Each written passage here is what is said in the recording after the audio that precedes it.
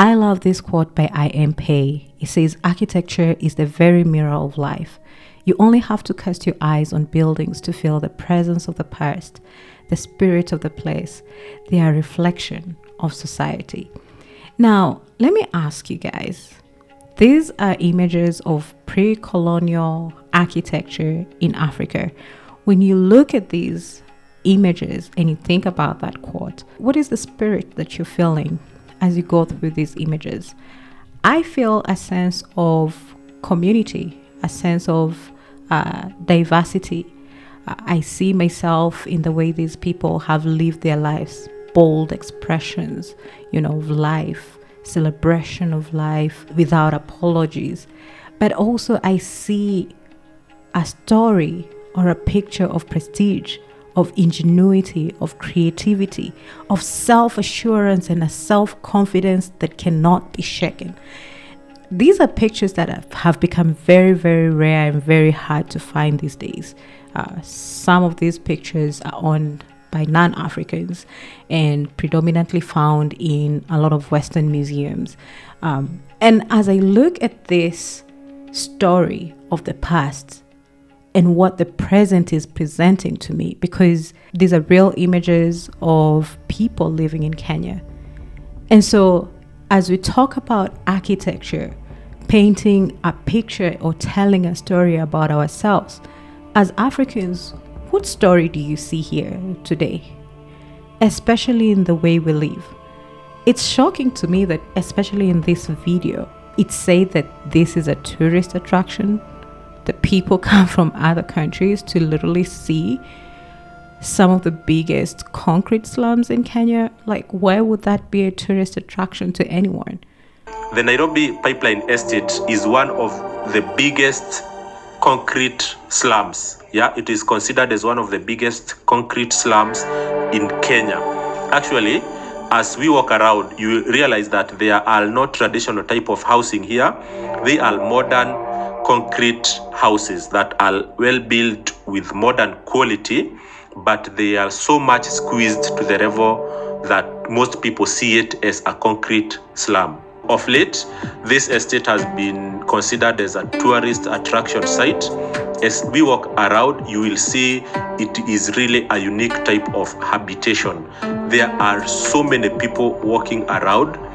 Yeah, there are so many businesses that live together with people.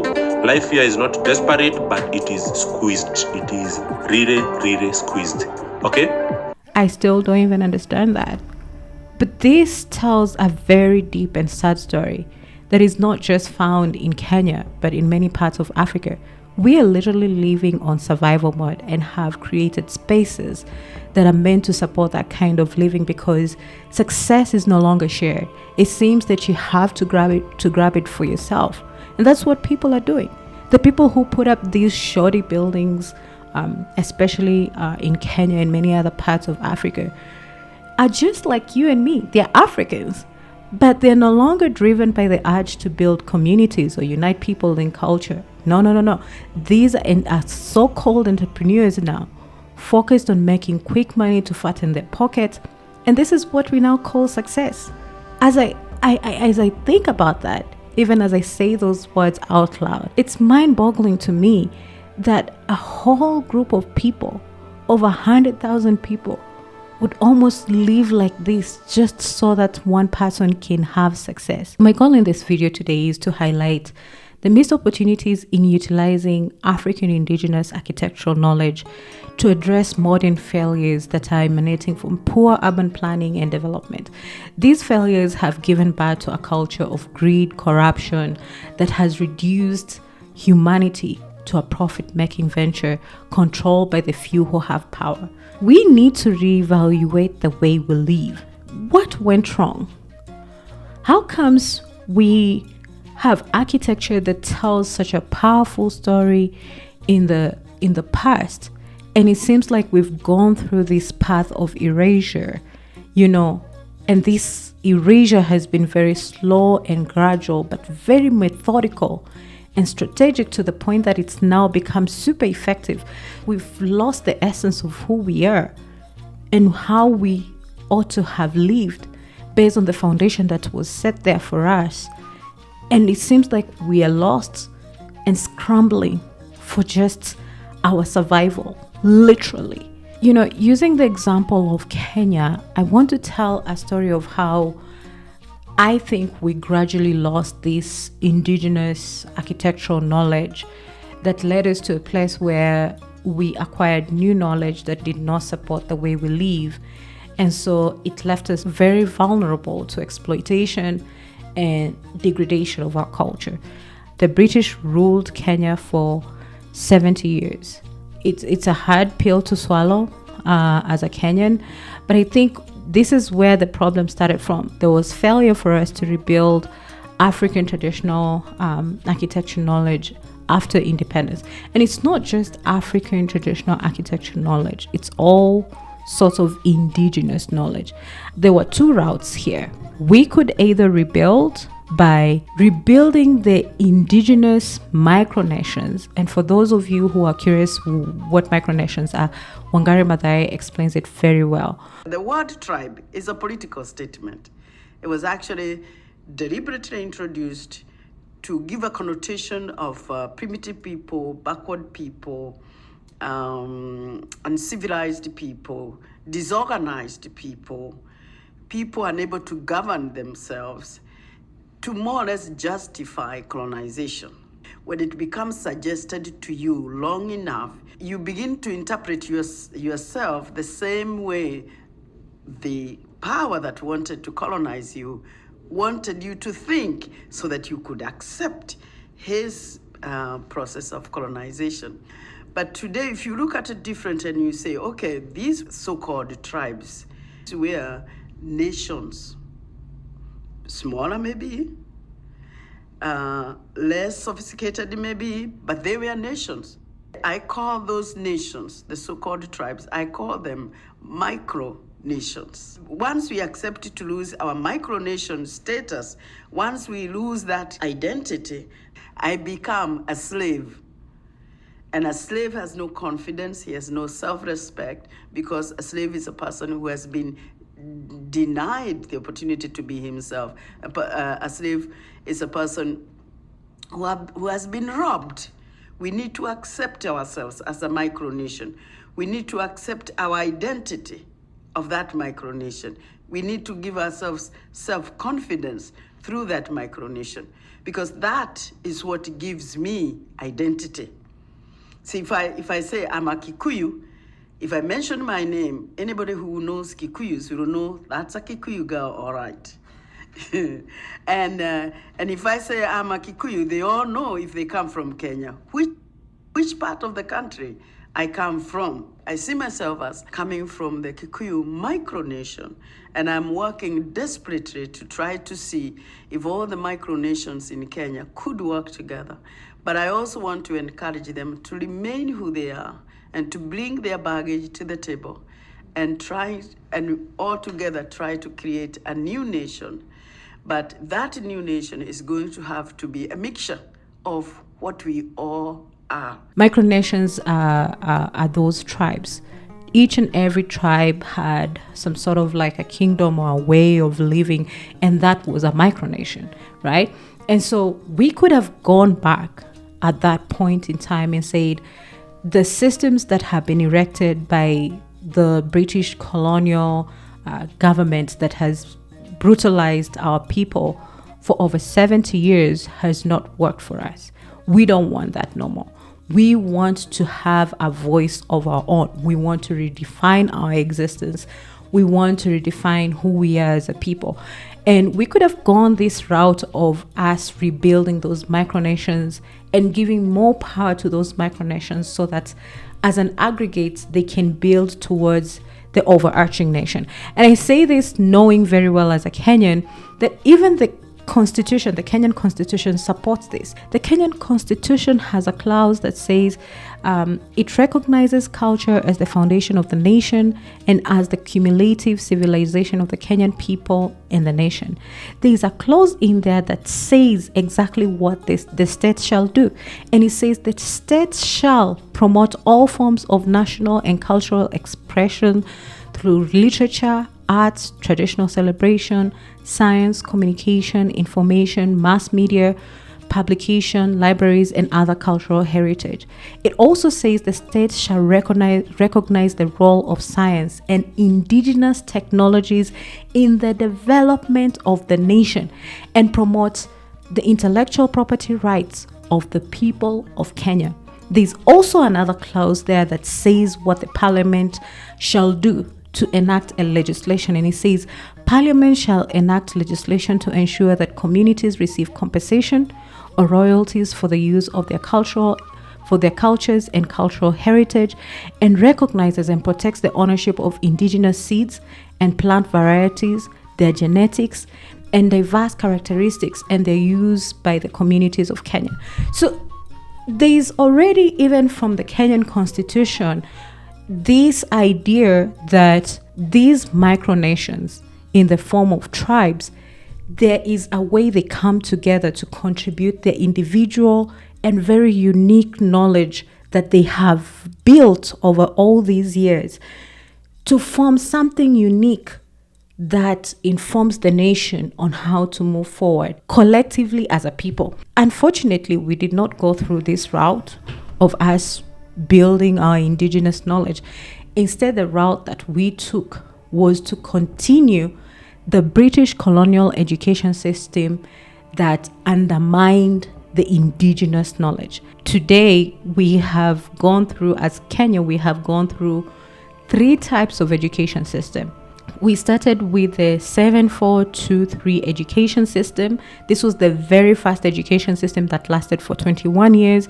And then we went through the 8-4-4 system. This is, what people like me went through. It lasted for 42. It's going to last for 42 years, up to 2027, when the CBC education system, is fully in place by 2027. But the CBC system now was officially introduced in Kenya in 2017. So these two, the 844 and the CBC, are just variations of that very first system that we instituted right after getting independence. And that was a system that was actually continuing the legacy of what the colonialists put there. I did make a note here. You can see that the first education system, there was an education commission. It's called the Ominde Commission, that was put in place by the Kenyan government in 1964, a year after we had gotten independence. And you can see here what its objectives was. It says to introduce a single education system to promote national unity and inculcate learners' desire to serve their nation. The commission supported the government's initiative to abolish racial segregation in schools and urged them to offer bursaries to African children so that they could join schools dominated by Europeans and Asians. We were fighting for equality in these already pre-established schools. So technically, this is evidence that supports the idea that we literally took over the education system that was instituted by the British. We did not go in there to try and create something new, something that served us as communities, something that did not alienate us. Here it further says, the commission recommended setting up 6 clear, broad goals of education. Now, the goals of education was national unity, national development, individual development and self-fulfillment, social equality, respect and development of cultural heritage, and international consciousness. There's something I want to highlight here: international consciousness. Because the idea of international consciousness, it meant Kenya as a whole, we just got grouped into like one nation. So everybody was expected, whether you had micronation goals, ideas on how you wanted to rebuild, the most important thing was the nation and its goals. And the problem with that, especially when we relate it to international consciousness, is that now we got tied to the international community. The era of what we call globalization got launched. What happened is that the very same people who oppressed us now became developed And we started getting this gap of, we are the developed, you are the underdeveloped. Today we have the first world and the third world countries. So we had to look up to them to get a lot of guidance on how we were going to run the nation. People were no longer being seen as, you belong to a micronation and you had to go there and develop that micronation. And so you had to focus on developing those indigenous skills because ultimately they contributed to the nation. But that education system, the way it was framed, you had to spend 7 years in primary education system away from your family. You had to spend 4 years in secondary education system, 2 years in high school, 3 to 5 years in university. You did not have time to interact with your micronation. A lot of the ideologies that you picked had to be internationally conscious. We had to look up to international communities, the UN, the international treaties, and the trade ties that we had. We borrowed a lot, and our people now turned into just mere labor. And we had to develop skills as the labor to ensure that we show up for our nation. That was our mandate and our responsibilities. So people in the villages went out of their villages, went into the cities in the name of nationalistic values and being there to build their nation. 50 years down the line now, we have been further and further alienated from our indigenous knowledge. A lot of us don't really value indigenous knowledge, especially the young people. As long as you have a piece of paper, people now became what we call book smart. People wanted to hold big positions in office and they wanted to tell people what to do and what not to do, and that became more valuable than you going to the village and learning how to dig for yourself, learning how to build a house with your community, learning all this indigenous knowledge from your people. A lot of this knowledge was also not documented because we were focused on developing this curriculum and education system we had inherited from the colonial people. We did not put enough effort in building up and documenting our indigenous knowledge. So a lot of it started to get lost because, as you all know, a lot of that knowledge was stored in what people call artifacts. That's why a lot of it was destroyed. A lot of our indigenous architecture was destroyed because it was part of that process of erasure, that has been very slow and gradual and methodical. Coming back to this quote by I.M. Pei, and that architecture is a reflection of who you are, of your values, of your spirit. We gotta do something to change this story and paint a new story for us. And I think for us to be able to do that, number one, we have to tackle the challenges of poor urban planning and development. That is something that we have to first change. We have to change this Eurocentric view of us wanting to build Kenya looking like Europe. I mean, this is an image of my government saying this is how they want us to develop the nation. And I'm looking at this picture and I'm asking myself, okay, but why do they want me to look more and more like people in Europe and in America than the African that I am? My grandpa didn't live like this. My grandpa lived in a mud house. My grandma, the only grandma that I have remaining, she couldn't even move to a cement house. It brought so many health issues to her. We had to go back and renovate the mud house that she had been living, and because that mud house was way too big, we had to later on build another one for her so that she doesn't feel lonely, and she's within the community, And so we have to change this.